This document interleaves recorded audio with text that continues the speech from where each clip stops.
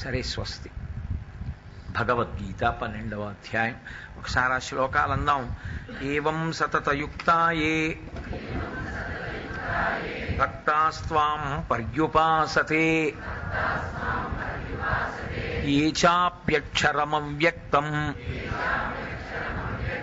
తేషాం కే యోగవిత్తమాః. శ్రీభగవానువాచ మయ్యావేశ్య మనో యే మాం నిత్యయుక్తా ఉపాసతే శ్రద్ధయా పరయోపేతా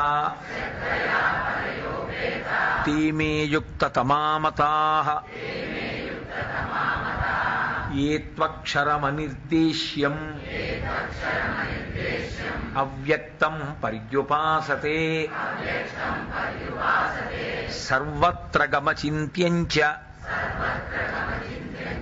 కూటస్థమచలం ధ్రువం సంనియమేంద్రియగ్రామం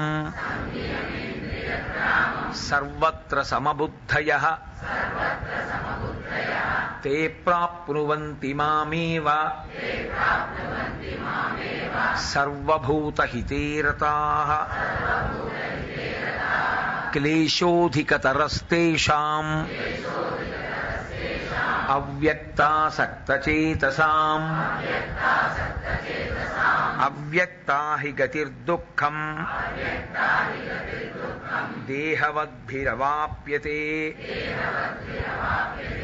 గోపాలకృష్ణ గారు ఒక్కసారి చూడండి, చచ్చిపోకుండా కాస్త ఎక్కడన్నా పడైంది, అలా వెళ్ళిపోతుంది. మెల్లిగా తిరిగి చచ్చిపోకుండా. ఏతు సర్వాణి కర్మాణి మయి సన్యస్య మత్పరః అనన్యేనైవ యోగేన మాం ధ్యాయంత ఉపాసతే తేషామహం సముద్ధర్త మృత్యు సంసారసాగరాత్ భవామి న చిరాత్ పార్థ మయ్యావేశితచేతసాం. 8వ శ్లోకం ఇవాళ ఇక్కడ ప్రారంభం చేయవలసి ఉంటుంది. మయ్యేవ మన ఆధత్స్వ మయి బుద్ధిం నివేశయ నివసిష్యసి మయ్యేవ అత ఊర్ధ్వం న సంశయః. అధ చిత్తం సమాధాతుం న శక్నోషి మయి స్థిరం అభ్యాసయోగేన తతో మామిచ్ఛాప్తుం ధనంజయ అభ్యాసేప్యసమర్థోసి మత్కర్మ పరమో భవ. మదర్థమపి కుర్వాణి కర్మాణి కుర్వన్ సిద్ధిమవాప్స్యసి. 3 శ్లోకాలు 8 నుంచి 10 వరకు చదివాము అంటే దాని ఉద్దేశం నేను ఆ 3 శ్లోకాలు ఇవాళ చెప్దాం అనుకుంటున్నాను అని మీకు అర్థమైపోతుంది. మయ్యేవ మన ఆధత్స్వ మయి బుద్ధిం నివేశయ నివసిష్యసి మయ్యేవ అత ఊర్ధ్వం న సంశయః అంటాడు భగవానుడి ఈ శ్లోకంలో. ఈ 3 శ్లోకములు సాధన యందు ఉందామనుకున్న వారికి, ఈశ్వరుణ్ణి చేరే ప్రయత్నం చేద్దామనుకున్న వాళ్ళకి చాలా చాలా అత్యంత అవసరమైనటువంటి శ్లోకములు. చాలామంది సాధారణంగా అడిగేటటువంటి ప్రశ్నలన్నిటికీ సమాధానం ఈ 3 శ్లోకాల యొక్క వ్యాఖ్యానమునందు ఉంటుంది. నేను పూర్ణంగా వ్యాఖ్యానం చేస్తున్న వాడను మాత్రం కాదు అని మీరు ముందుగానే గమనించవలసి ఉంటుంది. సమయాన్ని దృష్టిలో పెట్టుకుని నేను చాలా లఘు వ్యాఖ్య మాత్రమే చేస్తున్నాను. మయ్యేవ మన ఆధత్స్వ మయి బుద్ధిం నివేశయ నివసిష్యసి మయ్యేవ అత ఊర్ధ్వం న సంశయః. భగవానుడు అంటున్నాడు, నా యందు నీ మనస్సుంచు. మయ్యేవ మన ఆధత్స్వ మయి బుద్ధిం నివేశయ, నీ బుద్ధిని కూడా నా యందు ఉంచు. నివసిష్యసి మయ్యేవ, దాని చేత నువ్వు నా యందు ఉంటావు. అత ఊర్ధ్వం న సంశయ, ఆ పైన నువ్వు నాలోనే ఉండిపోతావు, నాలో కలిసిపోతావు, నేనైపోతావు. నువ్వు దాన్ని విశ్వసించవచ్చు, అందులో తిరుగులేదు, ఇది నా వాక్కు అంటున్నాడు. ఇందులో మయ్యేవ మన ఆధత్స్వ, నీ మనసు నా యందు పెట్టు, నీ బుద్ధి నా యందు పెట్టు. ఇంకేం తెలిసిపోయిందిగా, పెట్టేస్తే అయిపోయిందిగా. కానీ అంత తేలిక మనసు ఇచ్చేయంటే ఇచ్చేస్తే ఇంక ఈ శాస్త్రం అంతా ఎందుకు, గురువు ఎందుకు, అభ్యాసం ఎందుకు, ఇవన్నీ ఎందుకు?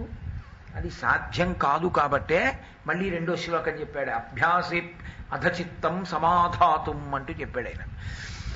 మయ్యేవ మన ఆధత్స్వ మయి బుద్ధిం నివేశయ, నీ మనసు నా యందుంచు, నీ యొక్క బుద్ధిని కూడా నా యందుంచు. ఏమీ అలా ఎందుకు అనాలి భగవానుడు అంటే, మనస్సు అన్న మాటకు అర్థం నీతో నేను తరచు ప్రస్తావిస్తున్నాను, సంకల్ప వికల్ప సంఘాతము. సంకల్ప వికల్ప సంఘాతము అంటే పట్టుకుంటుంది, వదిలిపెడుతుంది, రెండూ చేస్తుంటుంది. ఇది పట్టుకుంటుంది, వదిలిపెడుతుంది, ఇంకొకటి పట్టుకుంటుంది, వదిలిపెడుతుంది. అందుకే మనసుతో పోల్చడానికి యోగ్యమైనది లోకంలో రెండు ఉంటాయి. ఒకటి పసిపిల్లవాడు, రెండవది కోతి. ఈ రెండు మనస్సు ఎలా ప్రవర్తిస్తుందో అలాగే ప్రవర్తిస్తూ ఉంటారు. పిల్లలు చూడండి, ఏడుస్తారు. అమ్మ ప్రమాదరహితమైన వస్తువు వాడికి ఇస్తుంది ఆడుకోమని. ఏదో నిన్న నాన్నగారు హైదరాబాద్ వెళ్ళి వచ్చేసిన టికెట్ ఇస్తుంది, నాన్న జాగ్రత్త ఆడుకో అంటుంది. వాడు అడు తిప్పుతాడు, ఇటు తిప్పుతాడు, నోట్లో పెట్టుకుంటాడు, మడ తిడతాడు. కాసేపు ఆగి వాడికి తెలుస్తుంది అమ్మ నన్ను ఏమార్చింది అని కనిపెడతాడు. వాడు ఆ టికెట్ అవతల బారేసి ఏడుపు మొదలెడతాడు. అమ్మ ఏం చేస్తుంది, మళ్ళీ వచ్చి ఎత్తుకునేదిగో కాకి కాకి చూసావనన్నా, అమ్మో కావుని ఎలా అరుస్తోందో అంటుంది. వాడు మళ్ళీ మర్చిపోతాడు. మర్చిపోయిన తర్వాత తీసుకొచ్చి కూర్చోబెట్టి ఆ కూర చేయడానికి వంకాయలన్నీ తరుక్కోగా మిగిలిపోయినటువంటి ముచికలు ముళ్ళు లేకుండా ఉన్నాయి అని నిర్ణయం చేసుకుని ఓ 2 దోసకాయ ముక్కలు, ఓ వంకాయ ముక్క తీసుకొచ్చి అక్కడ పెడితే వాడు ఆ పచ్చి కూర ముక్కలు నట్టుకుని కాసేపు ఆడుకుని నోట్లో పెట్టుకున్నా ఇబ్బంది లేదు. దోసకాయ ముక్క కాస్త ఓ ముక్క తిన్నా వాడికి ఇబ్బంది లేదు. ఆడుకుని అమ్మ నన్ను ఏమార్చింది మళ్ళీ ఏడుస్తాడు, మళ్ళీ ఏదో ఇస్తుంటాడు. పసిపిల్లాడు పట్టుకుంటాడు, వదులుతాడు, పట్టుకుంటాడు, వదులుతాడు. కోతి పట్టుకుంటుంది, వదులుతుంది, పట్టుకుంటుంది, వదులుతుంది. మనస్సు పట్టుకుంటుంది, వదులుతుంది. కాబట్టి మనస్సు నా యందు పెట్టు అంటే వదులుతోందన్నది కూడా నిశ్చయమే.